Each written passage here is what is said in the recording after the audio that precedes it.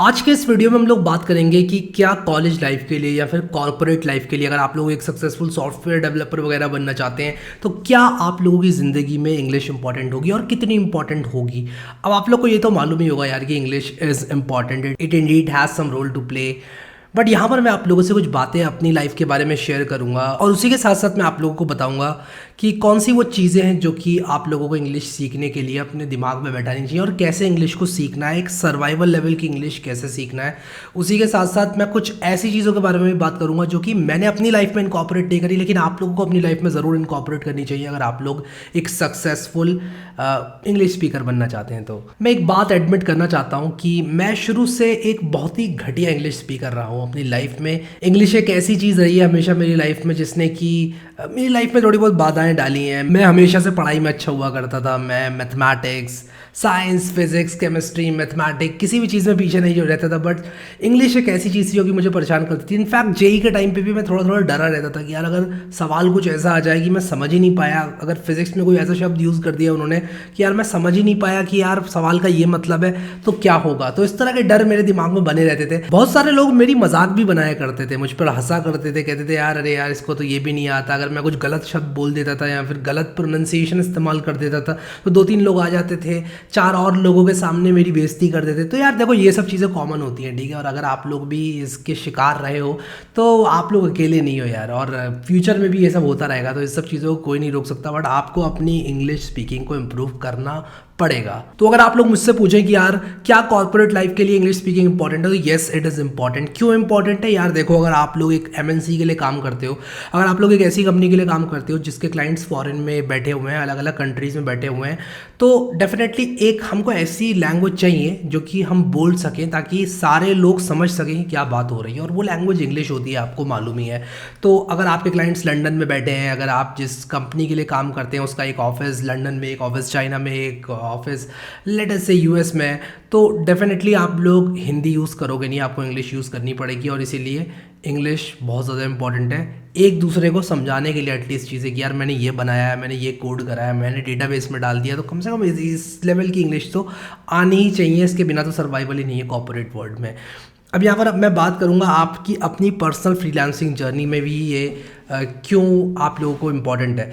देखो यार, सबसे पहले तो मैं आपको बताना चाहता हूँ कि अगर आप फ्रीलांसिंग करते हैं, अगर आप एक अच्छी लेवल की फ्रीलांसिंग करते हैं, अगर आप अच्छे पैसे बना रहे हैं फ्रीलांसिंग से, तो डेफिनेटली आप लोग फॉरेन क्लाइंट्स के साथ डील करेंगे, ठीक है। और जब आप फॉरेन क्लाइंट्स के साथ डील करेंगे तो आपको डेफिनेटली इंग्लिश की ज़रूरत पड़ेगी, आपको उनसे कम्युनिकेट करना पड़ेगा, आपको कम से कम उनको इतना समझना पड़ेगा कि वो कंफर्टेबल हो जाए आपसे कि यार आप समझ पा रहे हैं उनकी बातों को, और आप कंफर्टेबल हो उनसे कि वो जो कह रहे हैं वो आपको समझ में आ रहा है। अगर आप बार बार हैं करेंगे, आप बार बार पूछेंगे कि सवाल को, और अगर उनको फील होता है कि आप समझ नहीं पा रहे हैं उनकी बातों को, तो डेफिनेटली उनको कहीं ना कहीं प्रॉब्लम होगी। तो ये चीज़ आप लोगों को ध्यान में रखनी है। मैं अपनी अर्ली लाइफ में इस चीज़ को फेस कर चुका हूँ, क्योंकि मेरे पास ऑस्ट्रेलिया के एक बहुत बड़े क्लाइंट के साथ मैं काम करता था जब मैं अपने 2nd-3rd ईयर में था कॉलेज के, और वहाँ पर मुझे कहीं ना कहीं रियलाइज़ हुआ कि हाँ यार इंग्लिश स्पीकिंग इंपॉर्टेंट है। अगर आप लोगों के सामने एक प्रोजेक्ट डिस्क्रिप्शन पेश किया जाता है और आपको बोला जाता है कि यार इसको पढ़ो and what you think about it, तो पहला क्वेश्चन जो क्लाइंट पूछता है आपसे वही पूछता है कि what do you think about it. और अगर आपको समझ में ही नहीं आया और आप लोग उसको समझाए जा रहे हो या आप पूछे जा रहे हो ऐसे सवाल जो कि बहुत ही बेसिक हैं, तो डेफिनेटली लोग अनकंफर्टेबल होते हैं।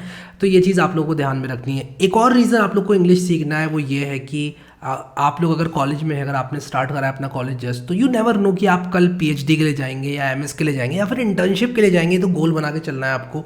मैंने अपनी कॉलेज लाइफ में बहुत सारी फॉरेन इंटर्नशिप्स मारी हैं, तो आपको डेफिनेटली ये ट्राई करना है, कोशिश करते रहना है कि आप दूसरों से अलग बने। और दूसरों से अलग बनने का एक तरीका है कि आप ऐसे काम करें जो कि बहुत कम लोग करते हैं। जैसे कि आप फॉरेन इंटर्नशिप मार सकते हैं, अच्छी क्वालिटी की फॉरेन इंटर्नशिप मार सकते हैं, जाकर एक्सपोजर ले सकते हैं, बाहर कैसे काम होता है, इन सब चीज़ों के बारे में आपको इससे पता चलता है।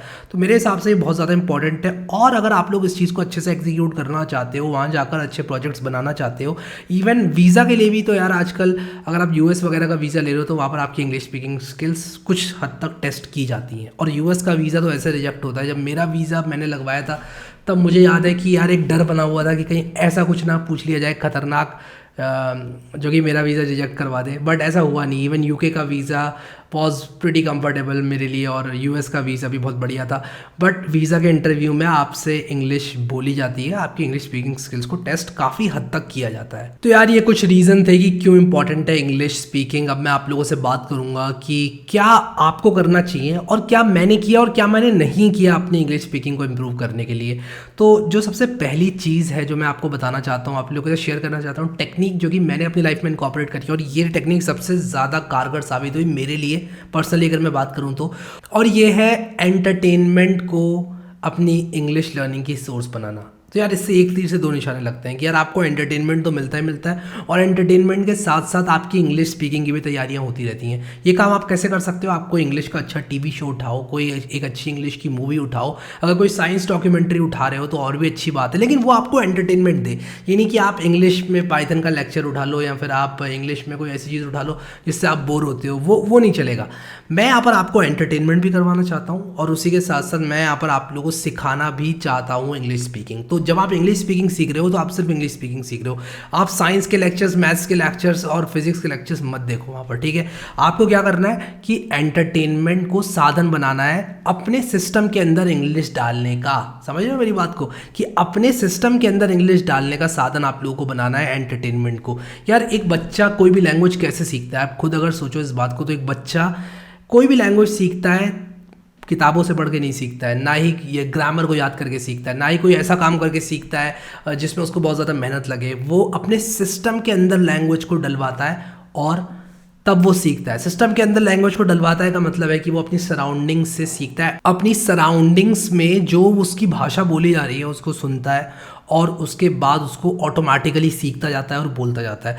तो यही तरीका हमें अपनाना है, एंटरटेनमेंट को साधन बनाना है अपने सिस्टम के अंदर इंग्लिश डालने का। और जब हमारे सिस्टम के अंदर इंग्लिश जाएगी, किस तरह पर, किस टोन के साथ, कैसे किस शब्द को बोलना है, ये आपको तभी पता चलेगा जब आप किसी को ये सब करते हुए देखोगे। और हमारे लिए यहाँ पर बैठकर ये सीखना कि किस तरह से इंग्लिश को नेचुरली बोला जाए, आप एक इंग्लिश का टीवी शो वगैरह उठाएं और उसको देखें, आप लोगों की लाइफ में बहुत ज़्यादा कारगर साबित करेगा आपकी इंग्लिश स्पीकिंग में। फिर इसके बाद अगर आप लोगों के सिस्टम में इंग्लिश जा भी रही है और आपने अगर थ्योरी में सीख भी ली इंग्लिश, तो एक बात यहाँ पर मैं आप लोगों को बताना चाहता हूँ कि किसी भी लैंग्वेज को थ्योरी में सीखना और किसी भी लैंग्वेज को बोल पाना, ये दो अलग अलग चीज़ें हैं। तो आपको किसी ना किसी के साथ इंग्लिश को बोलना है, क्योंकि अगर आप बोलोगे नहीं, जब तक आप इंग्लिश में बोलोगे नहीं, आपके मुंह से नहीं निकलेगी लैंग्वेज, तब तक आप लोग अच्छी तरह से फ्लुएंसी उसमें हासिल नहीं कर सकते। चुप रहकर तो कभी भी नहीं कर सकते कि यार आप सुन रहे हो, टीवी सीरीज़ देख रहे हो और आप जो है ग्रामर की बुक्स भी पढ़ रहे हो और आप सोच रहे हो कि यार मैं एकदम चुप्पी धारण करके इंग्लिश बोलना सीख जाऊँ फ्लुएंटली, तो वो तो कभी होने वाला नहीं है, ठीक है।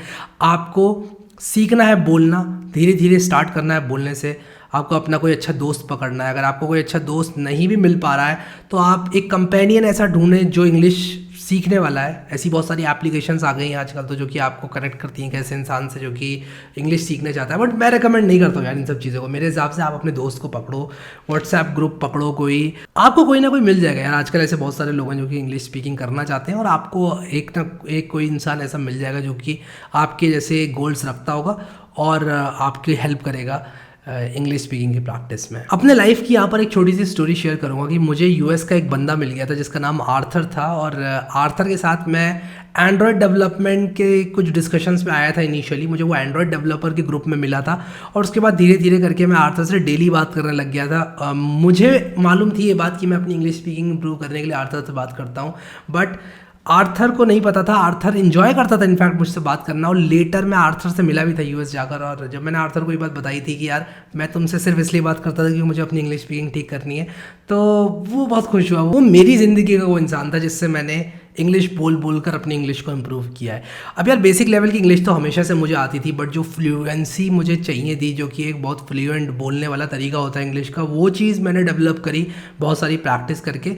और आर्थर जैसा अगर कोई इंसान आप लोगों को मिल जाए आपकी ज़िंदगी में, तो डेफिनेटली आपकी जो इंग्लिश स्पीकिंग है वो बहुत ज़्यादा इंप्रूव होगी। इसके बाद एक और तरीका जो कि मैंने अपनी लाइफ में इस्तेमाल किया इंग्लिश स्पीकिंग को इम्प्रूव करने का, वो था कि कभी भी कोई सेंटेंस मुझे लगता था कि यार मुझे इस सेंटेंस में प्रॉब्लम हो रही है, मैं उस सेंटेंस को नोट डाउन करने लग गया था एक डायरी में। फिर मैंने सोचा यार डायरी में क्यों नोट डाउन करूँ, क्यों ना मैं अपने फ़ोन में नोट डाउन कर लूँ, क्योंकि उस टाइम तक मेरे पास एक स्मार्टफोन भी आ गया था, तो मैंने उसको फ़ोन में नोट डाउन करना स्टार्ट कर दिया। फिर जब मैंने उसको फ़ोन में नोट डाउन करा तब मैंने वहाँ पर रियलाइज़ किया कि यार मैं अपनी कोडिंग स्किल का इस्तेमाल कर सकता हूँ। मैंने एक बहुत ही सिंपल सा प्रोग्राम लिखा था जिसके अंदर क्या होता था कि जितने भी सेंटेंसेस ऐसे सेंटेंसेस रहे थे जो कि मुझे डिफ़िकल्टी देते थे, वो मैंने एक जगह पर नोट डाउन तो ऑलरेडी कर रखे थे।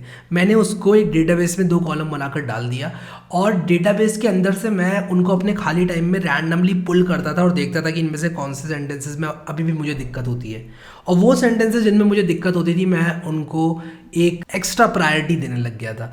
तो इस तरह से जो सेंटेंसेस मुझे नहीं आते थे वो मैं और फोकस करके सीख पाता था, और ये चीज़ मेरे लिए जो है बहुत ज़्यादा सहायक रही है। अब आइडियली मुझे एक एंड्रॉयड ऐप बनानी चाहिए थी। टू बी ऑनेस्ट मेरे पास उस टाइम इतना टाइम नहीं था, स्किल लेवल भी उतना ज़्यादा नहीं था, तो इसलिए मैंने एंड्रॉयड एप्लीकेशन नहीं बनाई। बट एक अच्छा आइडिया है अगर आप इस तरह की एक एंड्रॉयड एप्लीकेशन बना लें जिसमें कि आप अपने सारे सेंटेंसेस देते जाएँ और उसके बाद अपने खाली टाइम में आप प्रैक्टिस करें। आपकी एंड्रॉयड ऐप आपको रैंडमली उनमें से कुछ सेंटेंसेस अगर पिक करके दे तो इससे अच्छी कोई बात ही नहीं होगी। इसके बाद कभी भी सोचना मत कि यार मुझे कितने दिन लगेंगे सीखने में, क्या मैं 3 दिन में सीख जाऊंगा, क्या 3 महीने में सीख जाऊंगा, क्या 2 मंथ में सीख जाऊंगा। ऐसा कभी भी मत सोचना यार, क्योंकि जब भी आप ऐसा सोचते हो तो डेफिनेटली आप जल्दीबाजी करते हो, और ह्यूमन नेचर है यार कि कोई भी चीज़ है। मुझसे भी अगर कोई भी सवाल पूछता है, कहते हैं यार पाइथन कितने दिन में सीख जाऊंगा, एक अच्छा वेब डेवलपर कितने दिन में बन जाऊंगा, कितने दिन में ML इंजीनियर बन जाऊंगा। यार देखो, आप किसी भी चीज़ की जितनी ज़्यादा प्रैक्टिस करोगे आप उतने बेटर उसमें होते जाओगे। किसी भी चीज़ में बेटर होने का सबसे अल्टीमेट तरीका है कि आप उस चीज़ को रिपीटेडली करते रहो। Repetition is the mother of learning. आप जितना रिपीट करोगे चीज़ों को उतना आप लोग सीखते जाओगे, उतना बेटर आप लोग सीखते जाओगे। विद दैट सेड मैं आप लोग को बता सकता हूँ कि सर्वाइवल लेवल की इंग्लिश आराम से आप 1 से 2 महीने में सीख सकते हो, बट फ्लुएंसी को लाने में ज़िंदगी भर लग जाता है यार। मैं आज भी नहीं मानता हूँ कि मेरी इंग्लिश परफेक्ट है। कहीं ना कुछ ऐसे वर्ड्स होते हैं जिसमें प्रॉब्लम कभी ना कभी आ जाती है, तो ये मैं आपको ऑनेस्टली बता सकता हूँ। ऐसा नहीं है कि मैंने सारी डिक्शनरी याद करके मैं बैठा हुआ हूँ, बट हाँ जब कम्युनिकेशन की बात आती है तो मुझे इतनी सी प्रॉब्लम नहीं होती है किसी के साथ कम्युनिकेट करने में आज की तारीख में। तो उस लेवल को आप लोग को देखना है और उस लेवल को अचीव करना है जल्दी से जल्दी अपनी लाइफ में, क्योंकि ये बहुत ज़्यादा इंपॉर्टेंट है। इसके बाद last but not the least आपको एक और टिप मैं देना चाहूँगा कि आप स्लोली स्पीक करें। जितना स्लोली आप स्पीक करते हो, जितना स्लोली आप बोलते हो, उतना ही आपको टाइम मिलता है, उतना ही आपकी ब्रेन को टाइम मिलता है चीज़ों को प्रोसेस कर पाने का। और जब आपकी ब्रेन को टाइम मिलता है तो नेचुरली आप लोग को प्रोसेसिंग का टाइम ज़्यादा मिलता है, आपके दिमाग को सबकॉन्शियसली आप लोग को थोड़ा सा टाइम ज़्यादा मिलता है।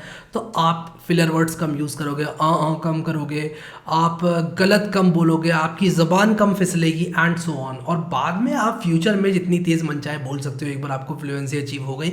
बट स्टार्टिंग में आप लोग तेज़ बोलने की कोशिश ना करें। तो ये तो कुछ ऐसे मेरी लाइफ के टिप्स एंड टेक्निक्स जो कि मैंने इस्तेमाल करे और इंग्लिश स्पीकिंग को इम्प्रूव किया।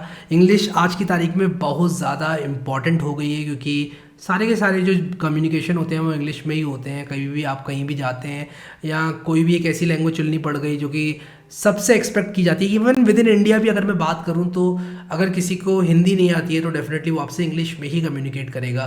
तो आई होप कि आप लोग को ये वीडियो पसंद आया होगा, आप लोग को हेल्पफुल लगा होगा, आपको इस वीडियो से काफ़ी कुछ सीखने को मिला होगा और ऐसी चीज़ें भी आप लोगों को मिली होंगी जो कि आप कल से, इनफैक्ट आज से ही क्यों ना इनकॉर्पोरेट करना शुरू कर दें अपनी लाइफ में। सो अभी के लिए इस वीडियो में इतना ही guys. Thank you so much guys for watching this video and I will see you next time.